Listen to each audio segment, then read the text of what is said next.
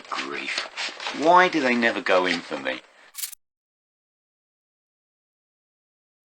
Hello everybody, I'm back again. Yes, it's me. And I thought I'd come on with a set of CDs. So last year, of course, I've still been buying CDs. They're dirt cheap, even really quite wanted ones, like that are still in vogue, not the usual run-of-the-mill rubbish. So I've got loads of CDs, got boxes of the things that I haven't shown, and I thought I'll do a quick roundup of some CDs that I got. So here we go. So we've got 10 of them. Don't fall over. Right, so let's start off with this one. So this is Napalm Death, and this is Scum. So this is on Earache, and this was Napalm Death's first full album. They released some EPs before this. I'm trying to remember. I can't remember off the top of my head. I've got this on vinyl, but I'm really quite happy to pick up a CD copy as well. This is such a seminal record. This basically kick-started the whole grindcore genre. So this album's kind of split into two halves. So side A on the original record was recorded by a different lineup to side B. So side A was Justin Broadrick and Mick Harris. Justin Broadrick, who did he go? He went on to play, I can't remember who they played now. But Mick Harris, I think, went on to form Scorn. Oh, I think Justin Broadrick was Godflesh. I think that's right. Both heavy bands. And the side B was recorded. Mick Harris was still a drummer, but they had the guy from Carcass, whose name escapes me, and well, he went on to form Carcass, and Lee Dorian was the lead singer, and there was another guy as well playing bass. This is a mix of hardcore punk, crusty punk, or crust punk, metal, mixed up, all swirled up all together into this righteous sound. This was heavy and fast. Back in 80, I think it was released in 80, was it 88, 89, 80, so it was recorded in 87, 86 and 87, so I think probably 88, I think this came out. Absolutely seminal, noisy as heck. Now, Lee Dorian was the singer on side B, and he recorded the follow-up, which was From Enslavement to Obliteration. Pretty sure that was right. And then after one more EP after that, he left, and he formed a couple of, well, not long after he left, he formed this band. So this is Cathedral. Now this is really different sound to Napalm Death. So in Napalm Death, Lee Dorian recorded, his vocals were guttural. Let's say they were guttural. This also includes the world's shortest song, according to the Guinness Book of Records. You Suffer is 1.3 seconds long. Just a fun fact there. Now this is finest doom metal. So we've got basically praying at the altar of Sabbath. Lots of thick, heavy riffing. It's great stuff. And Lee Dorian actually sings on this. He's got much more of a melodic tone to his voice, and this is great. This is the Carnival Bazaar, which I think is their third album. I'm pretty sure it's a third. Great stuff, absolutely great stuff. Right, so while Lee Dorian was in, I think when he was still in Napalm Death, he used some of the money he got to actually start up a record label called Rise Above. Is it Rise Above? Yes, Rise Above Records. And he started by putting out obscure punk 7 inches, but he soon went from strength to strength. And one of the early bands, I think fairly early band that got on the label was this lot. I didn't realise I had all these. I didn't buy all these three just to have links for a video. I got them all separately. This is Electric Wizard and Dope Throne. So this is more brilliant doom metal. Heavier than Cathedral. Absolutely heavy. Absolutely brilliant stuff. I only got into this, I think.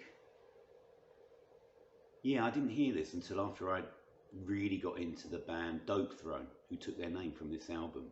And then I realised that where they got the name from. I thought, oh, I better listen to this. And this is a knockout album. This is fantastic. More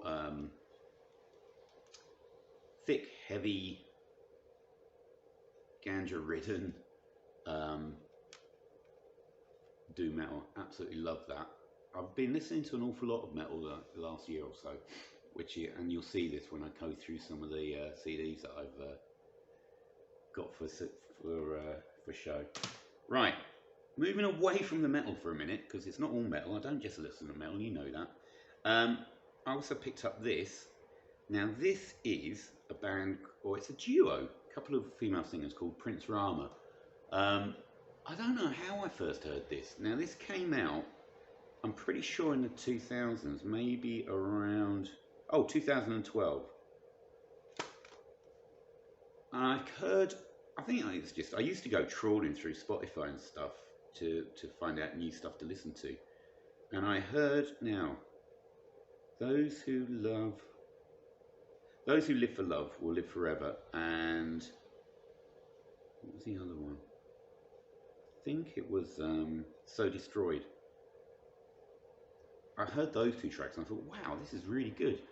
So it's only like 10 years later, I finally got the album. So this is a kind of a concept album. What it is, the people in the band, two women in the band, take on other personas. And basically, this is almost a compilation of songs to end the world with from various different bands, but really it's Prince Rama doing all of them. So there's a whole mishmash of genres going on here, but it's really good listen. I really like this.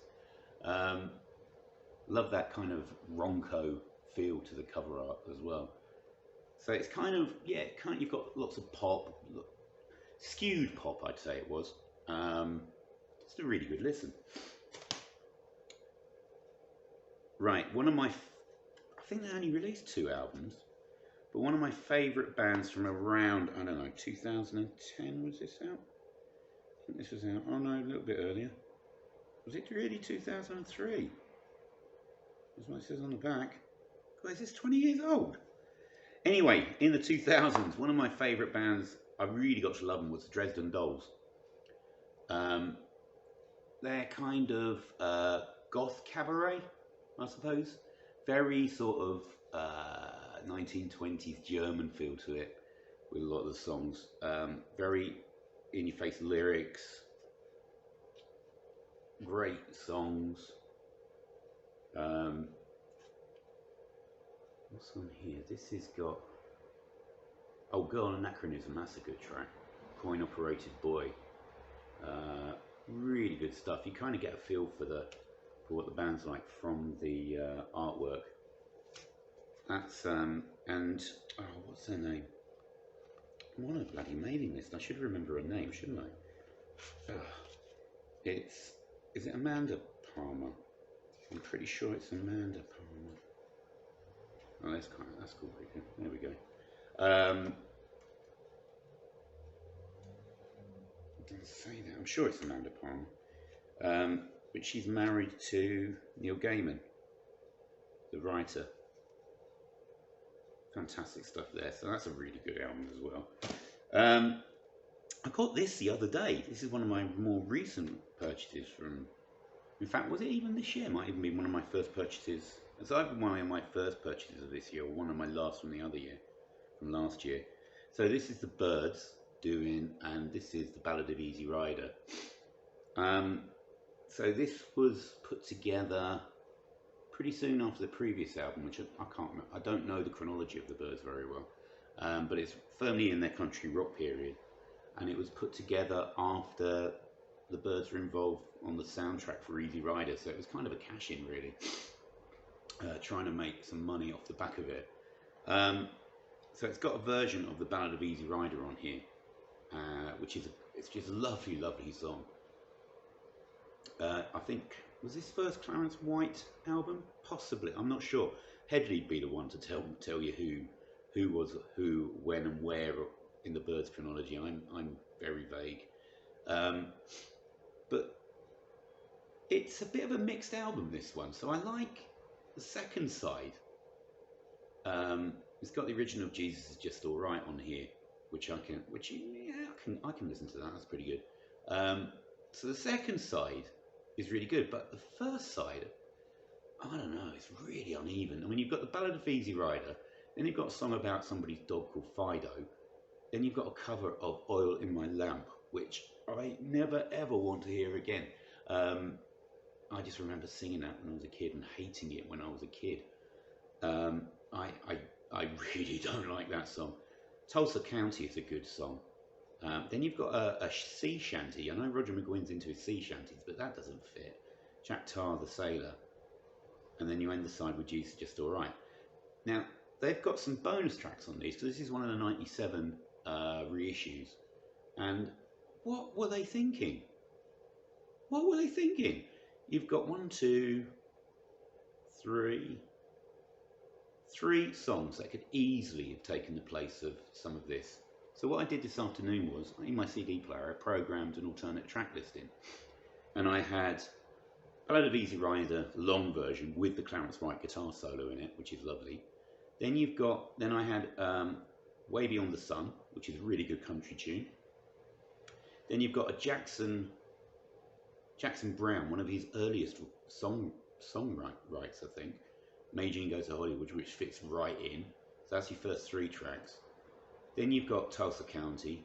Then you've got the Fiddler a Dram, which is another folky thing, but it's called a Moog experiment, but it's way better than this Jolly Jack thing, Jack Tar, which doesn't fit, but it fits much better. It's kind of a sort of a country, very folky jangle, really. And then Jesus Just Alright, and then you go into the second side, which is it's just a much better, I don't know, it just seems to be a much better album. So anyway, and Gunga Din is a great song. So there we go, Ballad of Easy Rider. Right, classic greatest hits. Classic greatest hits next. I always pick these up if I see them, even though I've got most of the albums. I might even have all, maybe missing one or two. So this is Echo and the Bunnymen, Songs to Learn and Sing. This is a classic greatest hits. I think this goes back to when I used to go to and I've mentioned this before, the record library with my dad. I definitely had this on a tape somewhere. And I know these songs inside out. Absolutely brilliant from start to finish. Such a classic run of songs. And this was originally the only album you could get Bring On the Dancing Horses on, which I adore that song. I just think it's so good. They had a real run of songs, real run of singles that were just so good. Just looking at this, I just want to put it on now. It's so good. Rescue Me, The Puppet, Do It Clean, Promise, The Back of Love, The Cutter, Never Stop, Killing Moon, Silver, Seventh Season, then topped off with the wonderful Bring On the Dancing Horses. So there we go. That's that one. Right. More noise, back to the noise. Not metal, but back to the noise. So this is A Place to Bury Strangers, and this is their second album, Exploding Head. It's their first that they recorded and released through Mute. They signed to Mute in, when was this, 2012, I think? No, 2009. So, again, 13 years old, I can't believe it. So I remember listening to this at the time when I used to do streaming. I wasn't buying CDs then, so a lot of this buying CD stuff is a lot of it's catch up and stuff that I was actually listening to. So this is a brilliant mishmash of basically shoegaze, noise rock, rock and roll, all that kind of stuff. There's bits of New Order, there's bits of The Cure, there's a bit goth in here and there, but topped off with just oodles and oodles of guitar effects. I mean, how many pedals they must have used on this. In fact, I think one of the members makes custom guitar pedals for all sorts of people, so he obviously kept a few for himself. But things like It Is Nothing, it's got the Kevin Shields glide guitar tone on it. You've got the Jesus and Mary chain all over it. I think In Your Heart, was it In Your Heart? Kind of sounds like New Order via The Cure. You've got Ego Death, which is an out-and-out guitar freak out. Just a brilliant album from start to finish. I mean, I was reading online about this one, and a lot of places seem to think a bit of a cop-out is sort of more like the Jesus and Mary chained Automatic rather than Psycho Candy. That's not true. That's just hyperbole there, talking, you know. It's great. It's kind of like maybe more like Darklands, but mixed up with My Bloody Valentine's guitars. I think is probably a better way of summing it up. But it's great. The songs are good. The guitars are great. It's just a brilliant album from start to finish. I absolutely love that. I played that to death back in what 2009, 2010, and it's great to have it again. So that's A Place to Bury Strangers. Okay, so there's a story behind the next one. Back in, when was it? I don't know, 1991? Wait a minute, let me think. 91, 92. So I bought my first ever CD player. Obviously I went out with a student loan, or part of it, and bought, or with wages that I'd earned over the summer or something. I actually bought my first CD player. I was well stoked. I'd held off because I was being a major Luddite, and into my records, into my vinyl, and I held out, and then I realised, well, stuff's getting released that isn't on vinyl anymore, so, which is the opposite now, probably. And I took the plunge and got my first CD player. So I amassed a very small collection of CDs. And then I came home one night, and some bugger had smashed the window, got in through the bedroom, and didn't pinch hardly anything. Left the CD player, but took all my CDs. So obviously that's where the money was. Goodness knows where they ended up. I probably ended up buying some of them back again, probably. But I managed to get, I think, just about all of them back. There's two that I think don't have it. Well, there's one now, because one of the CDs that got nicked was this. So this is a band called Death, playing, well, death metal. They were one of the first death metal bands from Florida, I think. Absolutely brilliant stuff. Back in the 91, 92, I started to get into, I was into all kinds of metal. I was into thrash mainly, and I think by that time I'd probably got about 2 or 3 death metal albums. And then all of a sudden Britpop came along.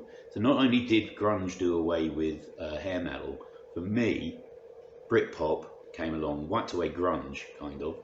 Yeah, more or less did, in the UK anyway. And just totally did away with my interest in any kind of metal, really. It was ages before I started getting back into like all things heavy again. But this was this is one of the CDs I got.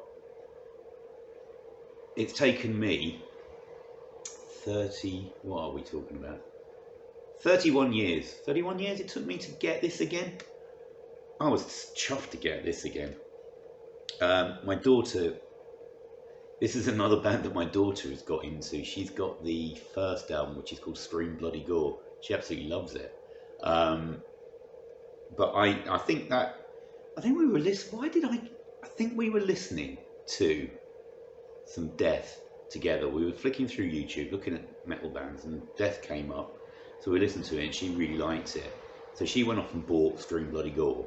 And then I went online and I managed to find another copy of this, which is the one that I had nicked. So it's the best of Death. It's called Fate, and I absolutely love it. It's just fantastic.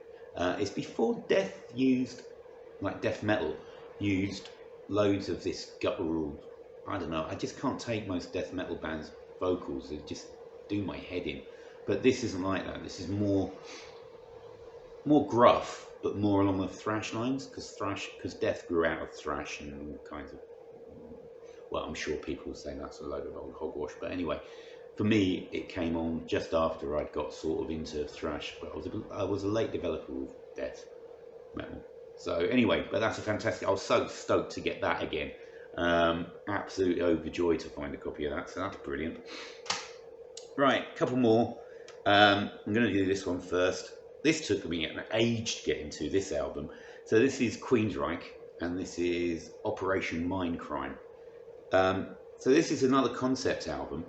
It basically takes place in a sort of a 1984-esque world, an Orwellian dystopia,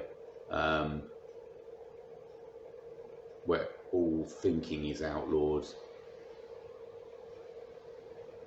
And it's great from start to finish. It's just a great album.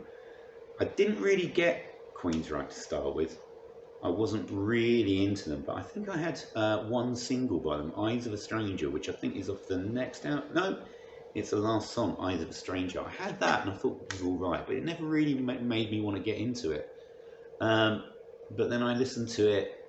I don't know, I regularly go and download stuff or stream stuff. And I do go back to albums, and this one paid off. Like Slint did, like What's Going On did. It took me a while to get into these, but this is a great album from start to finish, really good. Love that. And then the last one is one I probably should have listened to donkeys years ago. So this album is called, this is by Celtic Frost, and this is To Mega Therion. Therion? Yeah, I guess that's how you say it, which is in Greek for the Great Beast. So you can tell from the H.R. Geiger artwork, this is all about the devil and all that kind of stuff. I'm not really bothered about what the lyrics are to most of these bands. Most of the bands, most metal lyrics are a bit, well, they're fantasy, aren't they? But the music on this is absolutely amazing. So considered to be a big influence on death, black, doom, just about whatever genre you want to call it. This was their first full-length album, I think. This one. They'd had some EPs out, and in fact, one of the EPs, the track from one of the EPs, the Emperor's. Oh dear, brain's going now. Emperor's Return, which is from this lovely book that you get with it. Was out immediately before, and some of the tracks from there are on this. But this was their first full length. It's bombastic. There's bits of Wagnerian bombast in it. Terrific thrash metal riffing. Experimental bits, female backing singers. It's not your typical run-of-the-mill thrasher music. Tom G. Warrior. There we go. There's Tom G. Warrior. Now I always had. I've been into the Pandemonium for a long time. I really like that album, but I never really listened to any other Celtic Frost, and I'm so glad I did, because this is a brilliant record. Well, album. Can't really say record, can you? Who cares? Absolutely wonderful album from start to finish, and the extra tracks are great as well. So I think I want to get the first collection of EP stuff. What's it called? Morbid Tales, I think. I want to get that as well. But this is fantastic. So there we go. I'll run through some of the CDs I got towards the end, well, through the year from last year, and one from this year. I've got loads to show, as you may well imagine. But there you go. Thanks for sticking around if you stay to the end. There were some right choice cuts in there, some brilliant albums, and a lot of music I've thoroughly enjoyed. So there you go. So I hope to see you again soon. I'm going to try and get our video out every week, so and not leave it too long between videos now. Seems like some of you actually enjoy watching me. So there we go. Thanks everybody. Bye.